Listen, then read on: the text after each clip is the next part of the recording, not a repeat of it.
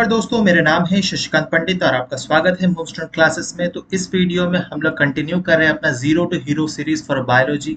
ठीक है, और ये जो आप वीडियो देख रहे हैं ये लेक्चर नंबर 2 है, जिसमें हम लोग बायोलॉजिकल क्लासिफिकेशन को समझेंगे।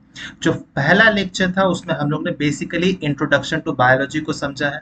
अगर पहला लेक्चर आप नहीं देखे तो उसे जरूर देखिएगा। अगर देखना चाहते हैं तो उसका जो लिंक है वो आपको डिस्क्रिप्शन बॉक्स साथ ही साथ पिन कमेंट में मिल जाएगा, आप वहां से देख सकते हैं। काफी इंपॉर्टेंट वीडियो है ये भी। वीडियो जो है काफी इंपॉर्टेंट, इसमें से भी बहुत छोटे छोटे क्वेश्चंस बनते हैं एग्जाम्स में, तो वो सब कुछ हम लोग कवर करेंगे। ये वीडियो बहुत हेल्पफुल रहेगा सारे ही कम्पिटिटिव एग्जाम्स में, क्योंकि आपको पता है कि जनरल साइंस में बायोलॉजी का पोर्शन हर कम्पिटिटिव एग्जाम्स में, चाहे यूपीएससी हो, स्टेट पीसीएस हो, बैंकिंग हो, रेलवेज हो, कुछ भी हो, सब एग्जाम्स में बायोलॉजी का पोर्शन आता ही आता है। तो इस वीडियो को अंत तक जरूर देखिएगा और अगर अच्छा लगे वीडियो तो लाइक शेयर सब्सक्राइब जरूर कर दीजिएगा। चलिए हम लोग इस वीडियो को स्टार्ट करते हैं। तो सबसे पहले तो हम लोग को पता चल गया था फर्स्ट लेक्चर में कि एरिस्टोटल जो थे पहले, सबसे पहले उन्होंने काम किया था बायोलॉजिकल ऑर्गेनिजम्स को क्लासिफाई करने के लिए। उन्होंने क्लासिफाई किया था बायोलॉजिकल लाइफ ऑर्गेनिजम्स को मेनली दो किंगडम्स में, है ना। दो किंगडम्स कौन कौन से थे? एक तो प्लांट्स था और एक था एनिमल्स। ठीक है, और उन्होंने किन बेसिस पे किया था? तो प्लांट्स को उन्होंने क्लासिफाई किया था हर्ब्स, श्रब्स और ट्रीज में किया था। और एनिमल्स को किस बेसिस पे किया था? जिसके पास रेड ब्लड सेल्स थे, जिनका खून लाल था और जिनका खून नहीं लाल था। तो वो बहुत बहुत प्रिमिटिव सोच थी, है ना, एरिस्टोटल की।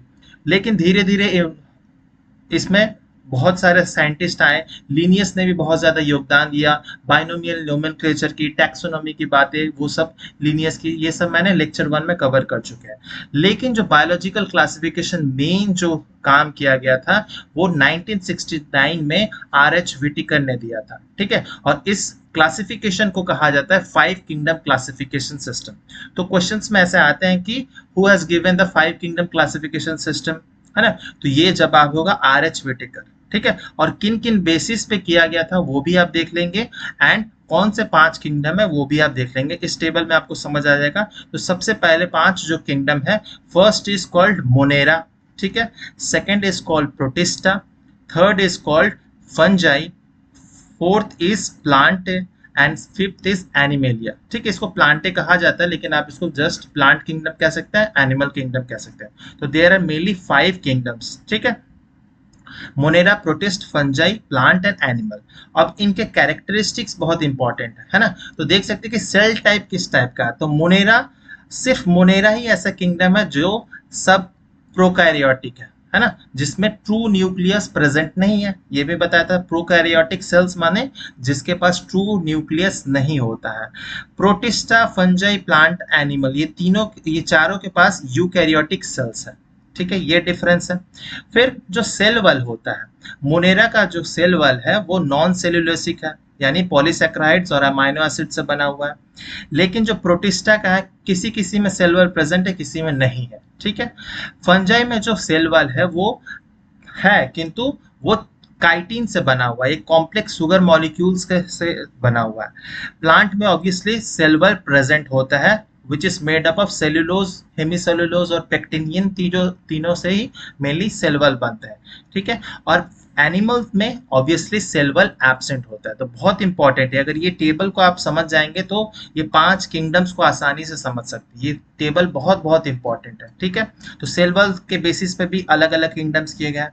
फिर न्यूक्लियर मेम्ब्रेन, ऑब्वियसली जिसके पास में न्यूक्लियस ही नहीं है तो उसके पास न्यूक्लियर मेम्ब्रेन होगा ही नहीं, है ना। तो प्रोकैरियोटिक यानी मोनेरा में न्यूक्लियर मेम्ब्रेन एब्सेंट है, बाकी सब में प्रेजेंट है। ठीक है, फिर बॉडी ऑर्गेनाइजेशन कैसा है? तो मोनेरा एंड जो प्रोटिस्टा है उनका जो बॉडी ऑर्गेनाइजेशन है वो सेल्यूलर है ना, सिंगल सेल्ड है।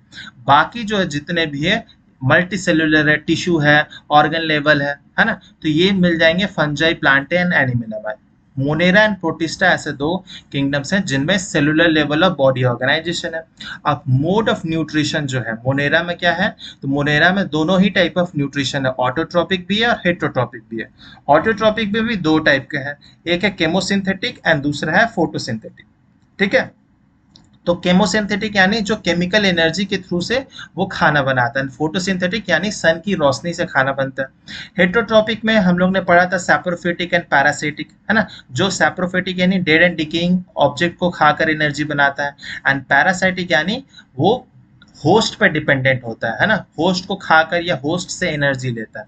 तो ये हो गया, दोनों ही टाइप ऑफ न्यूट्रिशन अवेलेबल है मोनेरा में। प्रोटिस्टा जो है वो उसमें भी ऑटोट्रॉपिक और हेट्रोट्रॉपिक है। फंजाई जो है वो पूरी तरह से हेट्रोट्रॉपिक है, यहाँ पर कोई भी ऑटोट्रॉपिक नहीं होता है, ठीक है। प्लांट जो है ऑलवेज ऑटोट्रॉपिक है ना, प्लांट इज ऑलवेज ऑटोट्रॉपिक क्योंकि ये खुद से खाना बना सकता है। एनिमल्स जो है वो ऑलवेज हेट्रोट्रॉपिक है, ठीक है। तो ये टेबल जो है बहुत इंपॉर्टेंट है, अगर आपको ये टेबल समझ आ गया होगा तो 5 किंगडम समझ आ गया होगा। तो ये तो बहुत समरी है, एक टाइप का जिस्ट है। इस पर्टिकुलर वीडियो में हम लोग मोनेरा, प्रोटिस्ट एंड फंजाई को डिटेल में पढ़ेंगे, क्योंकि जो बाकी दो किंगडम्स है प्लांट एंड एनिमल काफी बड़े हैं, तो इसके लिए सेपरेट वीडियो आएगा जिसमें हम लोग, जो नेक्स्ट वीडियो आएगा उसमें हम लोग प्लांट की किंगडम के बारे में पढ़ेंगे, और उसके बाद जो नेक्स्ट वीडियो आएगा उसमें हम लोग एनिमल किंगडम्स के बारे में पढ़ेंगे सेपरेटली, क्योंकि वो बहुत ज़्यादा अलग, बहुत डिटेल में है वो, है ना। तो उसको हम लोग जितना क्रिस्प फॉर्म में हो सके मैं करने की कोशिश करूंगा, ठीक है। तो इस वीडियो में 3 हम लोग पढ़ेंगे, मोनेरा, प्रोटिस्ट एंड फंजाई। तो सबसे पहले पढ़ते हैं मोनेरा। तो मोनेरा क्या है? तो मोनेरा, उसमें अगर हम लोग गार्डन में जाते हैं और गार्डन से जाकर एक मुट्ठी भर मिट्टी उठाते हैं, गार्डन सॉइल, तो उसमें हम लोग ऐसे तो दिखाई नहीं देगा, कितने सारे माइक्रो ऑर्गेनिजम्स होंगे, हजारों हजारों माइक्रो ऑर्गेनिज्म अवेलेबल होंगे। तो मोनेरा में बेसिकली वैसे ऑर्गेनिज्म हैं जो यूनिसेल्युलर है, और यूनिसेल्युलर के साथ साथ प्रोकैरियोट्स, इनके पास ट्रू न्यूक्लियस नहीं है। तो इसीलिए मोनेरा में क्या होता है, ज्यादातर बैक्टीरियाज जो है वो सबसे ज्यादा मोनेरा किंगडम में पाए जाते हैं, ठीक है। इनके पास में ट्रू न्यूक्लियस नहीं है ना, तो they do not have a well defined nucleus, and साथ ही साथ में जो मेम्ब्रेन बाउंड सेल ऑर्गेनल्स है जैसे कि mitochondria, Golgi apparatus, plastid, lysosomes, ये सब भी एब्सेंट है, क्योंकि ये सब जो है यूकैरियोटिक सेल्स में पाया जाता है, और मोनेरा तो प्रोकैरियोटिक है, ठीक है। तो कोई न्यूक्लियस ऐसा कुछ भी नहीं होता। और ये क्या है, ये बेसिकली माइक्रो ऑर्गेनिजम्स है, इतने छोटे हैं ये नेकेड आइट से नहीं दिखाई देंगे, इनके लिए हमें बहुत पावरफुल माइक्रोस्कोप की जरूरत पड़ेगी, ठीक है। फिर इसमें क्या होता है, ज्यादातर बैक्टीरियाज होते हैं, तो बैक्टीरिया जो होते हैं अलग अलग शेप के होते हैं, कुछ रॉड शेप के होंगे, कुछ स्फेरिकल शेप के होते हैं, कुछ कॉमा शेप के होते हैं, कुछ स्पाइरल शेप के होते हैं, है ना। तो अलग अलग शेप्स के होते हैं, उनका जो मोड ऑफ न्यूट्रिशन भी है वो भी काफी अलग अलग है। ऑटोट्रॉपिक भी होता है, साथ ही साथ में हेट्रोट्रॉपिक भी होता है, ठीक है। ऑटोट्रॉपिक यानी जैसे कि ब्लू ग्रीन एल्गी हो गया, कुछ बैक्टीरियाज हो गए, नॉस्टक, एनेबेना, ये सब में क्या ऑटोट्रॉपिक है। किंतु बहुत सारे ऐसे भी बैक्टीरिया, मैक्सिमम जो बैक्टीरियाज है वो हेट्रोट्रॉपिक है, मतलब वो खुद से खाना नहीं बना सकते, वो डिपेंडेंट है। अब हेट्रोट्रॉपिक में वो सैप्रोफिटिक भी हो सकते हैं और पैरासिटिक भी हो सकते हैं, ठीक है। हेट्रोट्रॉपिक में एक बहुत इंपॉर्टेंट है माइकोप्लाज्मा।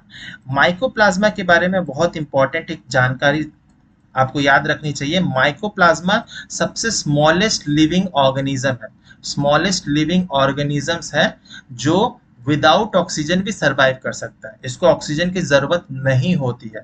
तो स्मॉलेस्ट लिविंग ऑर्गेनिज्म जिसको ऑक्सीजन के बिना भी सरवाइव कर सकता है, और ये ज्यादातर क्या है, पैरासाइटिक है, ये बीमारी कॉज करता है, बीमारी कॉज करता है, प्लांट को भी करता है, एंड साथ ही साथ ये एनिमल्स को भी ये बीमारी कॉज करता है। और इसका कोई भी cell membrane, cell wall present नहीं होता है। तो माइकोप्लाज्मा के बारे में 3-4 चीजें हैं कि इसके पास में कोई भी सेल वॉल नहीं होता है, ये सबसे स्मॉलेस्ट लिविंग ऑर्गेनिज्म है जो बिना ऑक्सीजन के साथ रह सकता है, बहुत ज्यादा ये पैरासाइटिक होता है, ये बीमारी कॉज करता है। कौन सा बीमारी? तो बेसिकली पीपीएलओ, है ना। तो ये पीपीएलओ का फुल फॉर्म क्या है, ये भी बहुत इंपॉर्टेंट है। पीपीएलओ यानी प्लूरो निमोनिया लाइक ऑर्गेनिज्म, है ना, प्लूरो निमोनिया लाइक ऑर्गेनिजम्स।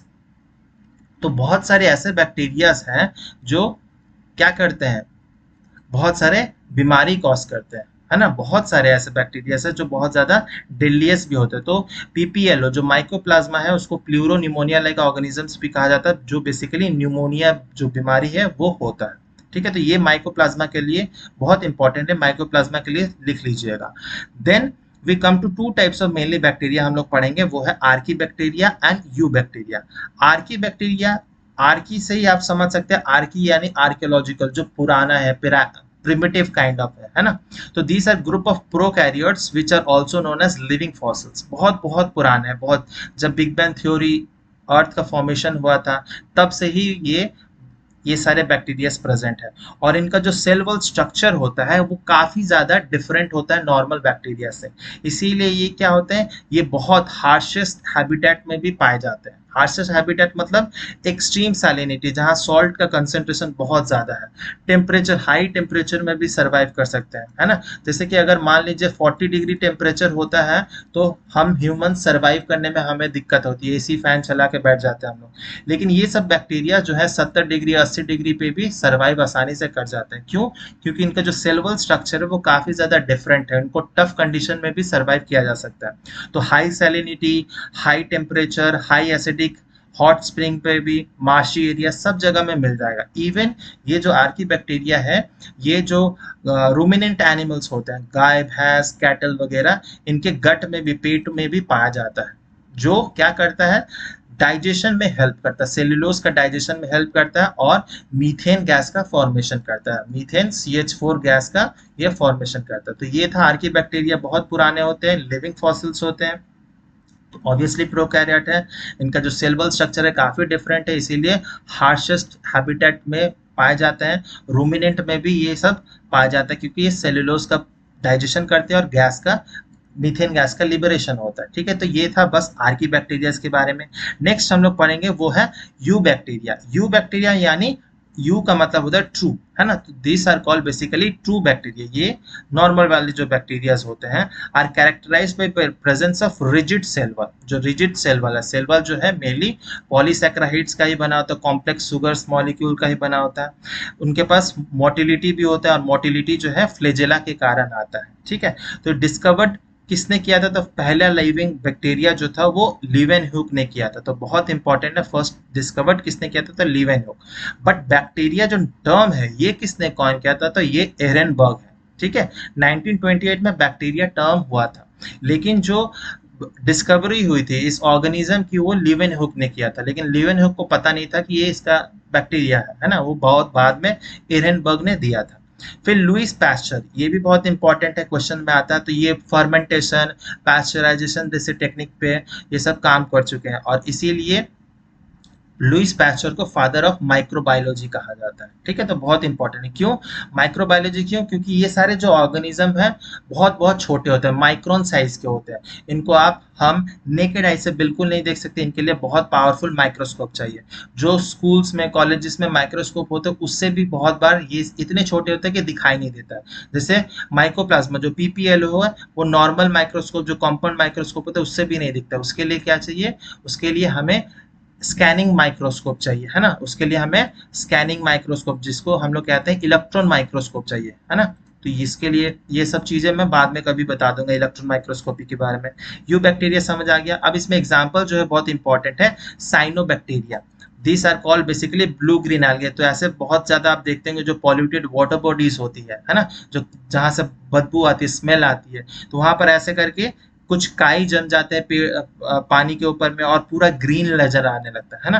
तो these are basically blue green algae. They contains chlorophyll a, और क्लोरोफिल ए है मतलब ये क्या है, क्लोरोफिल जो है फोटोसिंथेटिक पिगमेंट होता है, मतलब साइनोबैक्टीरियाज जो है वो खुद खाना बना सकते हैं। तो they are basically autotrophic, photosynthetic autotrophic. These are single cell, colonial, filamentous, marine, terrestrial, ये अलग अलग शेप साइज में हो सकते हैं, ये इतना इंपॉर्टेंट नहीं है। But colonies of blue green algae are surrounded by gelatinous sheet. ठीक है, तो ये देख सकते हैं जेलेटिनस शीट से होता है। तो जब भी आप इस काई को अगर पानी कभी उठाएंगे हाथ में तो एक स्टिकी स्टिकी सा लगने लगता है ना, स्किन पे वो चिपकने लगता है। तो ये पॉल्यूटेड वाटर बॉडीज में ज्यादातर पाए जाते हैं। This organism have the ability to fix atmospheric nitrogen. ठीक है, तो जो एटमॉस्फेरिक नाइट्रोजन होता है उसको फिक्स करने में हेल्प करता है, क्योंकि जो एटमॉस्फेयर में नाइट्रोजन है, क्योंकि नाइट्रोजन के बीच में आपस में क्या है, ट्रिपल बॉन्ड होता है, तो ये ब्रेक करना बहुत डिफिकल्ट हो जाता है। इसीलिए ज्यादातर प्लांट्स जो है वो जो अवेलेबल नाइट्रोजन है उसको नहीं लेता है, तो उसको सॉल्युबल फॉर्म में करना होता है। तो सॉल्युबल जो फॉर्म होता है वो नाइट्रेट होता है या नाइट्राइट आयंस होते हैं, है ना। तो इसको करना बहुत जरूरी है। तो ये कौन करता है, तो ये इस type of blue green cyanobacteria जो है नाइट्रोजन फिक्सेशन में हेल्प करता है। और ये कैसे करता है? क्योंकि इनके पास में एक स्पेशलाइज्ड सेल्स होता है जिस सेल का नाम है हेट्रोसिस्ट। देख सकते हैं ये हेट्रोसिस्ट के कारण ही ये नाइट्रोजन फिक्सेशन में हेल्प करता है। फिर हम लोग ने पढ़ा ऑटोट्रॉप्स के बारे में, तो दो टाइप्स के थे, एक तो फोटोसिंथेटिक जो सन की रोशनी से खाना बनाता है, और दूसरा जो है केमोसिंथेटिक, है ना, जो ऐसे बैक्टीरिया जो ऑक्सीडाइज करते हैं इनऑर्गेनिक सबस्ट्रेट जैसे नाइट्रेट, नाइट्राइट्स, एमोनिया, ताकि एनर्जी प्रोड्यूस हो सके। तो ये केमिकल इनऑर्गेनिक सब्सटेंस से एनर्जी प्रोड्यूस करता है। तो दो टाइप्स के हैं। फिर हेट्रोट्रॉपिक में भी हम लोग ने पढ़ा, है ना, तो हेट्रोट्रॉपिक में भी दो टाइप्स होते हैं, एक होता है सैप्रोफिटिक, सैप्रोफिटिक, और दूसरा होता है पैरासिटिक, है ना। तो सैप्रोफिटिक वैसे बैक्टीरिया होता है जो डेड एंड डिकेइंग ऑर्गेनिजम्स पे ग्रो करते हैं, एंड पैरासिटिक जो किसी भी होस्ट में प्रेजेंट होते हैं, है ना, और वो ज्यादातर बीमारी कॉज करता है। ठीक है। बहुत सारे ऐसे बैक्टीरिया जैसे हेट्रोटॉपिक बैक्टीरिया जो कह रहे थे वो डिकम्पोजर्स का काम करते हैं, कुछ भी सब्सटेंस को वो डिकम्पोज करने में बहुत ज़्यादा हेल्पफुल करता है। तो बैक्टीरियाज के बहुत सारे नुकसान भी है, क्यों? जैसे कि वो बहुत सारे बीमारियां भी कॉज करते हैं, जैसे कि टाइफॉइड, टेटनस, कोलेरा, ये सारे बीमारी जो होती है बैक्टीरिया के कारण होता है। और ऐसा नहीं है कि सिर्फ ह्यूमंस में होता है, एनिमल्स में होता है, बैक्टीरिया से प्लांट्स में भी बीमारी होती है, जैसे कि सिट्रस कैंकर, है ना, नींबू पे होता है सिट्रस कैंकर, ये भी बैक्टीरिया के कारण होता है। तो प्लांट में भी होता है, साथ ही साथ एनिमल्स में भी होता है। तो ये डिजीज भी कॉज करता है, एंड साथ ही साथ ये हेल्पफुल भी है। जैसे कि दही, जो हम लोग दही खाते हैं, उसमें क्या है, तो लैक्टोबैसिलस बोल के एक बैक्टीरिया है, लैक्टोबैसिलस बैक्टीरिया, है ना। तो ये काफी ज्यादा हेल्पफुल होता है, डिकम्पोजिशन में हेल्प करता है, नाइट्रोजन फिक्सेशन में हेल्प करता है। ठीक है। तो ये सारे क्या है, फायदे भी है, नुकसान भी है। ठीक है। तो ये था हमारा फर्स्ट किंगडम मुनेरा के बारे में, इतना कुछ था, इससे ज्यादा आपको पढ़ने की जरूरत नहीं है, नहीं तो इतना अगर और ज्यादा पढ़ेंगे तो वो तो नीट का सिलेबस हो जाएगा, आपको नीट की तैयारी फिलहाल नहीं करनी है ना, तो इतना काफी है। सेकंड किंगडम पे हम लोग आ जाएंगे, सेकंड किंगडम यानी प्रोटिस्टा। ठीक है। तो ये जो है यूकैरियोट्स है, किंतु सिंगल सेल्ड है। तो ये किंगडम जो है इसमें आपको यूनिसेलुलर यूकैरियोट्स, तो क्वेश्चंस में आता है कि कौन सा किंगडम्स में यूनिसेलुलर यूकैरियोट्स लाइक ऑर्गेनिजम्स पाए जाते हैं, तो इसका आंसर होगा प्रोटिस्टा। ठीक है। तो यूनिसेलुलर सिंगल सेल यूकैरियोट्स है। अब क्योंकि यूकैरियोट्स है तो न्यूक्लियस भी प्रेजेंट होगा, मेम्ब्रेन बाउंड सेल ऑर्गेनल्स भी प्रेजेंट होंगे, माइटोकॉन्ड्रिया, प्लास्टिड, ये सब भी प्रेजेंट होंगे। Mode of nutrition again same है, ऑटोट्रॉपिक, हेट्रोट्रॉपिक अलग अलग हो सकते हैं। फिर प्रोटिस्टा रिप्रोड्यूस दोनों ही तरह से, एसेक्सुअली और सेक्सुअली भी। ठीक है। एसेक्सुअली जो है वो सेल फ्यूजन करके होता है, एंड सेक्सुअली जो होता है जाइगोट फॉर्मेशन करके होता है। अब प्रोटिस्टा जो है मेनली 4 ग्रुप्स में डिवाइड किए गए हैं। जो पहला ग्रुप है उसको कहा जाता है क्रिसोफाइट्स। ठीक है। तो क्रिसोफाइट में मेनली क्या आता है, डायटम्स आते हैं, गोल्डन एल्गी जिसको कहा जाता है, इस फोटो में आप देख सकते हैं डायटम्स। ठीक है। तो ये जो बहुत बहुत इंपॉर्टेंट होते हैं क्योंकि they are microscopic and float passively in water currents. ठीक है। एक वाटर करंट में ऐसे से फ्लोट करते रहते हैं, तो इनको कहा जाता है मेनली प्लैंकटॉन्स। ठीक है। तो प्लैंकटॉन्स दो तरह के होते हैं, एक होते हैं फाइटोप्लैंक्टॉन्स जो ऑटोट्रॉपिक होता है, और एक होता है जू प्लैंक्टन जो हेट्रोट्रॉपिक होता है। ठीक है। तो फाइटोप्लैंक्टन जो होते हैं वो फोटोसिंथेटिक होते हैं, और इन्हें कहा जाता है mainly chief producer in the ocean, है ना, क्योंकि ये 80% जो ऑक्सीजन का प्रोडक्शन होता है पूरे अर्थ में, ये जो काम करते हैं ये प्लैंक्टन्स का ही काम है। और प्लैंक्टन्स में भी किसका, तो ये फाइटोप्लैंक्टन्स में, क्योंकि आपको पता है 70% तो जो अर्थ का सरफेस है वो वाटर से घिरा हुआ है ना। तो सबसे ज्यादा जो ऑक्सीजन का प्रोडक्शन होता है वो वाटर में ही होता है, और वो वाटर में कौन करता है, तो ये प्लैंक्टॉन्स, ये जो डायटम्स होते हैं, है ना। तो ये कौन से ग्रुप से बिलोंग करते हैं, तो क्रिसोफाइट्स, है ना। तो बहुत इंपॉर्टेंट है ये। ठीक है। सेकंड ग्रुप में आ जाते हैं, जो जो इंपॉर्टेंट पॉइंट्स हैं वो मैं कवर कर रहा हूँ, ठीक है, क्योंकि बहुत डिटेल में है, उतना डिटेल में नहीं जाना है। सेकंड जो ग्रुप है वो है डाइनोफ्लैजेलेट्स या डिनोफ्लैजेलेट्स।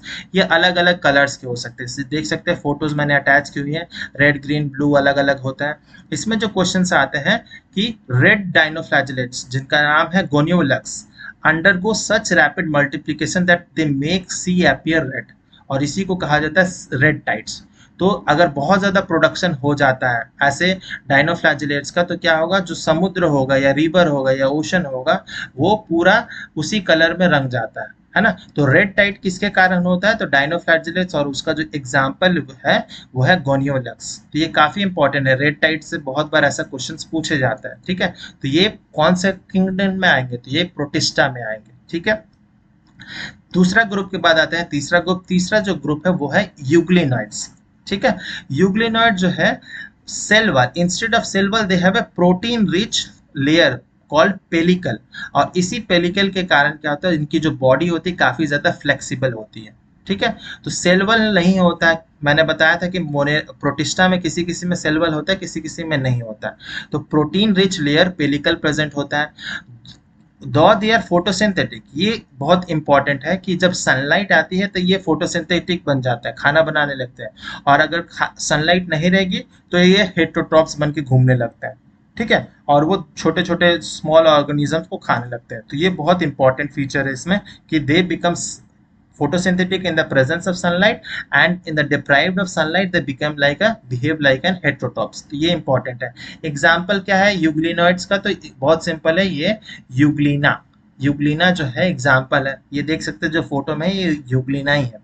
फिर चौथा आ जाता है हमारा स्लाइम मोल्ड्स, ठीक है। तो स्लाइम मोल्ड्स बेसिकली ये सैप्रोफिटिक होते हैं, सैप्रोफिटिक प्रोटिस्ट होते हैं, ये डेड एंड डिकेइंग ऑर्गेनिजम्स पे ग्रो करते हैं। तो ये फोटो जो है काफी एनलार्ज्ड फोटो है ना, मैक्रोस्कोपिक फोटो है।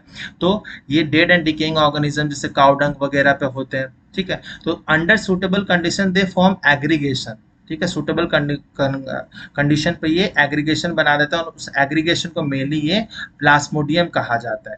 लेकिन जब अनफेवरेबल कंडीशन आता है, यही प्लास्मोडियम क्या होता है, डिफ्रेंशिएट हो जाते हैं और वो फ्रूटिंग बॉडीज बना लेते हैं जिसमें स्पोर्स प्रेजेंट होते हैं। बेसिकली देख सकते हैं ये जो ऊपर ऊपर में है ये बेसिकली फ्रूटिंग बॉडीज है। तो ये अनफेवरेबल क्लाइमेट है ये ऐसा बना लेते हैं। जब फेवरेबल क्लाइमेट आएगा इसमें से स्पोर्स निकलेंगे और फिर से नया क्रिएचर स्टार्ट जन्म लेना शुरू हो जाता है। तो ये था स्लाइम मोल्ड्स के बारे में, ज्यादातर सैप्रोफिटिक है। फिर पांचवा जो है प्रोटोजोआ, वो वेरी वेरी वेरी इंपॉर्टेंट है क्योंकि इसमें बहुत सारे हम लोग ज्यादातर ये जो प्रोटोजोआंस है ये हेट्रोट्रॉप्स होते हैं, ठीक है, खुद खाना नहीं बना सकते हैं, और ये मेनली प्रीडेटर्स या पैरासाइट की तरह रहते हैं। या तो ये डिजीज कॉज करते हैं या फिर किसी होस्ट को जिसके साथ भी ये रहते हैं उसको ये खा जाता है, ठीक है। तो they are believe to be primitive relatives of the animals. तो ये बहुत बहुत इंपॉर्टेंट है। तो किसे कहा जाता है, क्वेश्चंस में आता है ऐसे कि प्रिमिटिव रिलेटिव्स ऑफ एनिमल किसे कहा गया है, तो ये है प्रोटोजोआंस के लिए। और प्रोटोजोआन किस में आता है, तो प्रोटिस्टा में आता है। अब इसमें भी प्रोटोजोआंस में भी चार टाइप्स है। पहला जो टाइप है वो है एम्यूबॉइड, ठीक है। एमीबॉड ये फ्रेश वाटर मेनली एक्वाटिक होता है, और ये कैप्चर द प्रे, ये जो कैप्चर करता है prey with the help of pseudopodia. Pseudopodia यानी फॉल्स फिट, है ना, नकली पैर के थ्रू ये खाना को कैप्चर करता है। इसका एग्जाम्पल क्या है, एमोइबा, कुछ भी इरेगुलर सा शेप होता है एमोइबा का, ठीक है। तो ये होता है एमोइबा, और इससे क्या होता है, मेनली बीमारी होता है, एमोबियासिस बोल के एक बीमारी होता है, ठीक है। तो ये प्रोटोजोआन जितने भी हैं ज्यादातर वो पैरासाइट्स हैं, ये बीमारी कॉज करता है। तो एमोबिया एग्जाम्पल है, और एमोबियासिस जो है इसकी बीमारी है। सेकेंड जो टाइप है ये वो है फ्लैजेलेटेड, है ना। तो दे आर इधर फ्री लिविंग और parasitic and possesses flagella, flagella present होता है, और ये इसका एग्जाम्पल है ट्रिपानोसोमा, ठीक है, ट्रिपानोसोमा। तो ट्रिपानोसोमा भी एक बीमारी कॉज करता है, स्लीपिंग सिकनेस जैसी एक बीमारी होती है ना, स्लीपिंग सिकनेस, बहुत नींद आता है ना। तो ये जो बीमारी है बेसिकली ये इस प्रोटोजोआन के कारण ही होता है। फिर ठीक है, फिर तीसरा जो है protozoan they are aquatic and have thousands of cilia. Cilia जो होता है बेसिकली हेयर लाइक स्ट्रक्चर होता है, किसी भी बॉडी में हेयर लाइक स्ट्रक्चर होता है। इसका जो एग्जांपल है ये है पैरामीशियम, ठीक है। तो बहुत सारे एग्जाम्पल, एक एक एग्जाम्पल आपको याद रखने पड़ेंगे। फिर जो चौथा जो टाइप है वो स्पोरोजोआंस है, and they are infectious spore like stage. और इसका पता है ये जो इन्फेक्शियस स्पोर लाइक स्टेज है इसका एग्जाम्पल है प्लाज्मोडियम। और ये जो प्लाज्मोडियम है ये सबसे dangerous, one of the dangerous बीमारी कॉज करता है जिसका नाम है मलेरिया, ठीक है। तो मलेरिया ही किससे किससे होता है, तो प्लाज्मोडियम। अब प्लाज्मोडियम क्या है, तो प्लाज्मोडियम एक प्रोटोजोआंस है। तो बहुत बार पूछा जाता है कि मलेरिया जो बीमारी है वो कौन से ऑर्गेनिज्म के कारण होता है, तो ये होता है प्रोटोजोआंस के कारण। अब प्रोटोजोआंस क्या है, तो protozoans are basically protist which are single celled eukaryotes, है ना। तो मलेरिया भी इसी से होता है प्लाज्मोडियम। अब इसके बहुत सारे स्पीसीज होते हैं, plasmodium vivax, plasmodium falciparum, plasmodium malaria, plasmodium ovale, ऐसे हजारों टाइप के होंगे और सब न कुछ बीमारी ऐसे टाइप के प्रोटोजोआंस कॉज करते रहते हैं। तो ये चार मेजर इंपॉर्टेंट था। इसी के साथ हमारा जो दूसरा किंगडम है प्रोटिस्टा वो खत्म हो जाता है। अब हम लोग आते हैं तीसरे इंपॉर्टेंट किंगडम में, वो है फंजाई। फंजाई या बहुत लोग इसको प्रोनाउंस करते हैं फंगी, है ना, तो आप कुछ भी प्रोनाउंस कर सकते हैं। आसान भाषा में हिंदी में जिसको कहा जाता है फफूंदी लगना, है ना। आपने कभी ना कभी मशरूम्स तो खाए होंगे, ठीक है, तो मशरूम्स भी फंजाई के अंदर ही आते हैं। तो बहुत सारे जो फंजाई हैं वो एडिबल भी है, लेकिन मैक्सिमम जो फंजाई होते हैं वो नॉन एडिबल होते हैं, वो ज्यादातर पॉइजनस होते हैं, ठीक है।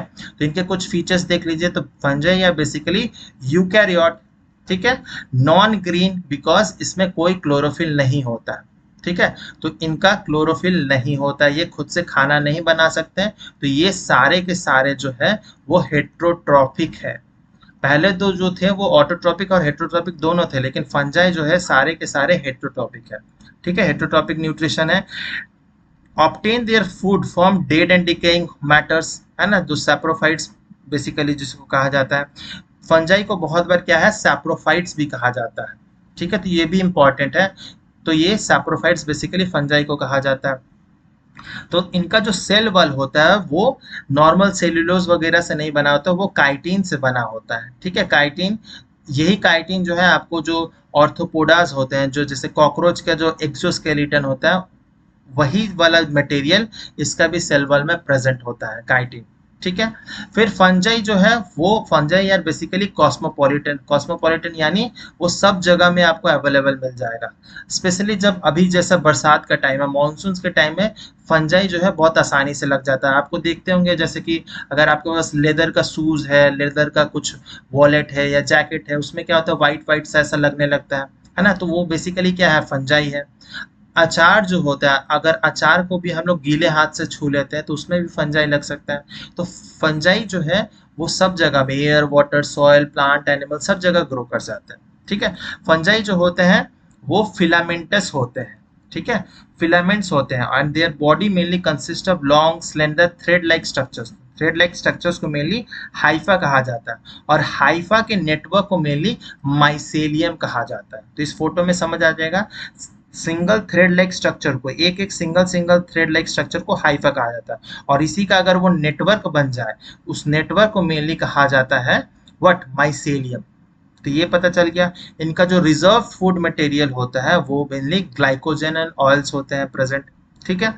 फिर इंपॉर्टेंट ये है कि they can also live as symbionts. Symbiont मतलब वो दूसरे ऑर्गेनिज्म के साथ में मिलकर भी रह सकते हैं, जैसे कि किसके साथ, तो ये एल्गी के साथ मिलकर एक नया ऑर्गेनिज्म बना देते हैं, लाइकेंस, लाइकेन या लाइचेंस, कुछ भी बोल सकते हैं। तो ये जो होता है म्यूचुअलिस्टिक रिलेशनशिप होता है बिटवीन फंजाई प्लस एल्गी। तो इससे भी क्वेश्चंस बनते हैं। लाइकेन जो है बेसिकली एक सिम्बायोटिक या म्यूचुअलिस्टिक रिलेशनशिप है between fungi and algae. Fungi क्या है, फंजाई जो है उसको शेल्टर प्रोवाइड करता है और न्यूट्रिशन में हेल्प करता है, ठीक है, वो एब्जॉर्प्शन में हेल्प करता है क्योंकि इनकी फिलामेंटस बहुत बॉडी होती है। एल्गी जो होता है वो फोटोसिंथेटिक होता है, ये खाना बना के फंजाई को देता है, ठीक है। तो इससे याद रख सकते हैं फंजाई जो है मान लीजिए वो मेल है जो बाहर जाकर कमा रहा है पैसा और एल्गी जो है फीमेल है जो घर में खाना बना रही है, ठीक है, उस तरह से भी आप याद रख सकते हैं। तो लाइकेंस जो है वो फंजाई एंड एल्गी का एक म्यूचुअलिस्टिक रिलेशनशिप है। साथ ही साथ बहुत सारे ऐसे भी फंजाई हैं जो रूट्स ऑफ हायर प्लांट में भी प्रेजेंट होते हैं एज माइकोराइजा, ठीक है, तो ये भी बहुत इंपॉर्टेंट है। फिर जो इनमें रिप्रोडक्शन होता है, अलग अलग 3 टाइप्स के रिप्रोडक्शन होते हैं। एक होता है वेजिटेटिव मीन्स में, वेजिटेटिव मीन्स जैसे फ्रेगमेंटेशन, फिशन, बडिंग, इन सब से भी हो सकते हैं। एसेक्सुअल रिप्रोडक्शन में क्या होता है, ये स्पोर्स बनाते हैं, कॉनिडिया ऐसे करके जू स्पोर्स बनाते हैं। फिर सेक्सुअल रिप्रोडक्शन में भी ये प्रोड्यूस करते हैं oospore, एस्कोस्पोर्स, बेसिडियोस्पोर्स। ये इतना इंपॉर्टेंट नहीं है, बस आप जान लीजिए रिप्रोडक्शन जो है वेजिटेटिव, एसेक्सुअल और सेक्सुअल तीनों ही होता है। अब फंजाई में 4 इंपॉर्टेंट क्लासेस हैं, है ना, तो इन 4 क्लासेस को आपको थोड़ा बहुत एग्जांपल्स बस याद रखना है, बहुत ज़्यादा डिटेल में कुछ नहीं जानना है। पहला जो क्लास है वो है उनको कहा जाता है फाइकोमोसाइट्स। ठीक है, फाइकोमोसाइट में म्यूकर, राइजोपस, एल्ब्यूगो जो है एग्जाम्पल हो जाएगा। राइजोपस आप देखते होंगे जब अगर ब्रेड खरीदते हैं और अगर हम लोग उसको सही टाइम पे कंज्यूम नहीं कर लेते हैं तो उस पर क्या होता है, ब्लैक ब्लैक से कुछ ग्रो करने लगता है। वो बेसिकली क्या है, फंजाई है और उसको ही कहा जाता है राइजोपस। साइंटिफिक नेम राइजोपस है, कॉमन नेम जो है ब्रेड मोल्ड है। फिर एल्ब्यूगो जो है पैरासिटिक फंजाई है, मस्टर्ड जो सरसों के पौधे होते हैं उन पे मेनली एल्ब्यूगो ये फंजाई लगता है, तो ये मेनली बीमारी कॉज करता है। फिर दूसरा क्लास जो है वो है एस्कोमोसाइट्स। ठीक है, और एस्कोमोसाइट्स जो है उसको कॉमनली कहा जाता है सैक फंजाई। देख सकते हैं ये सैक लाइक कुछ फंजाई होते हैं और कितने खूबसूरत है, अलग अलग कलरफुल है। तो ज्यादातर जितने फंजाई जितने कलरफुल होंगे वो उतने ही पॉइजनस होता है। तो ऐसे फंजाई को बिल्कुल मत खाइएगा। ठीक है, जो कलरफुल नहीं होते जैसे कि व्हाइट वाले जो नॉर्मली हम लोग खाते हैं मशरूम्स, है ना, वो खाया जा सकता है, लेकिन ज्यादातर जो रंग बिरंगे होते हैं ये नहीं खाया जाता। और जो मानसून का टाइम होगा आपको बहुत आसानी से कहीं पे भी, पेड़ पे भी, कहीं पे भी लकड़ी अगर सड़ रहा है वहां पे भी मिल जाएगा, मिट्टी में कहीं पे भी ग्रो करता मिल जाएगा। तो commonly known as sac fungi. ठीक है, मेनली मल्टीसेल्युलर होते हैं, जैसे पेनिसिलियम एग्जाम्पल है। तो पेनिसिलियम एक इसी से एंटीबायोटिक बना था पेनिसिलिन, है ना। इस फिर रेयरली यूनिसेल्युलर है, मोस्टली तो ये सारे ही मल्टी सेल्यूलर है, लेकिन जो पेनिसिलियम है वो यूनिसेल्युलर है। फिर ईस्ट, ईस्ट यानी खमीर, है ना, तो जिसको सैक्रोमाइसिस साइंटिफिक नेम है। ईस्ट भी बहुत ज़्यादा हेल्पफुल है, खाने में भी यूज़ किया जाता है, बहुत सारे रिसर्च पर्पस के लिए भी एक्सपेरिमेंट होता है। फिर एस्पोजिलस, कैल्विसेप्स, न्यूरोस्पोरा, ये सब बहुत ज़्यादा इस पर रिसर्चेस होते हैं, है ना। तो ये हो गया एस्कोमोसाइट दूसरा क्लास। फिर तीसरा जो क्लास है बेसिडियोमोसाइट्स, है ना, और इसी क्लास में जो हम लोग फंजाई खाते हैं मेनली। ठीक है, ये फंजाई नहीं खाते हैं क्योंकि ये पॉइजनस है। जो हम लोग नॉर्मली ग्रो करते हैं, खेती होती है और उसको खाते हैं, वो इसी क्लास से बिलोंग करते हैं, बेसिडियोमोसाइट्स। और बेसिडियोमोसाइट्स को कॉमनली क्या कहा जाता है, मशरूम्स कहा जाता है, ब्रैकेट फंजाई या पफ बॉल्स भी कहा जाता है। तो पफ बॉल्स ऐसे क्वेश्चंस में आते हैं कि पफ बॉल्स क्या है, तो बेसिकली ये फंजाई है। तो ये सब चीजें आपको पता रहनी चाहिए, कहीं ना कहीं क्वेश्चंस तोड़ मरोड़ के दिया जा सकता है। मशरूम का जो साइंटिफिक नेम है वो एगारिकस है। उस्टिलागो जो है वो स्मट है ना, स्मट इसका नाम है। ये मेनली जो चावल होता है, धान की खेती होती है, उस पे ये बीमारी कॉज करता है। पक्सीनिया जो है वो रस्ट फंगस है, ये जो है व्हीट प्लांट पे, गेहूं का जो प्लांट होता है उस पे ये बीमारी कॉज करता है। गेहूं के प्लांट पे अगर रेड रेड स्पॉट जो नजर आते हैं, ये फंजाई के कारण ही होता है, पक्सीनिया। तो पक्सीनिया, उस्टिलागो जो है स्मट है, ये व्हीट प्लांट में होता है। एगारिकस जो है वो ज्यादातर जहरीले होते हैं, लेकिन कुछ जो होते हैं, कुछ स्पीसीज जो होते हैं वो खाए जा सकते हैं, एडिबल होते हैं। फिर चौथा जो क्लास है वो है ड्यूट्रोमोसाइट्स, है ना, और ड्यूट्रोमोसाइट को मेनली इम्परफेक्ट फंजाई कहा जाता है। क्यों? क्योंकि इसका सिर्फ एसेक्सुअल फेस पता है, वेजिटेटिव फेस पता ही नहीं है। ठीक है, इसीलिए इसको इम्परफेक्ट फंजाई कहा जाता है। तो बहुत बार क्वेश्चंस में आते हैं कि इम्परफेक्ट फंजाई कौन सा है, तो ड्यूट्रोमोसाइट्स जो है इम्परफेक्ट फंजाई है। एग्जाम्पल क्या क्या है, तो ऑल्टिनेरिया, कोलिटोट्रिकम, ट्राइकोडर्मा, ये सारे जो है एग्जाम्पल्स होते हैं। ठीक है, तो इसी तरह से जो हमारा तीसरा किंगडम था फंजाई, ये भी हम लोग कंप्लीट कर चुके हैं। जो तो इस वीडियो में हम लोग इतना ही पढ़ेंगे। तीन हम लोग ने किंगडम्स पढ़ा, जिसमें हम लोग ने मोनेरा पढ़ा, प्रोटिस्टा पढ़ा एंड फंजाई पढ़ा। जो नेक्स्ट वीडियो आएगा, तीसरा वीडियो, इसमें हम लोग बेसिकली प्लांट किंगडम्स के बारे में पढ़ेंगे, और जो चौथा वीडियो लेक्चर आएगा उसमें हम लोग एनिमल किंगडम्स के बारे में पढ़ेंगे। ठीक है, अगर कोई भी डाउट हो, सजेशंस हो, तो आप कमेंट बॉक्स में पूछ सकते हैं। इस वीडियो को देखने के लिए बहुत बहुत धन्यवाद। अगर वीडियो अच्छा लगे तो लाइक ज़रूर कीजिएगा, शेयर कीजिए अपने दोस्तों के साथ, सारे एस्पिरेंट्स के साथ शेयर एंड सब्सक्राइब नहीं किया अभी तक तो सब्सक्राइब भी कर दीजिए। एंड इंस्टाग्राम पे भी आप जुड़ सकते हैं। मिलते हैं आप नेक्स्ट वीडियो में, टिल देन बाय बाय, जय हिंद।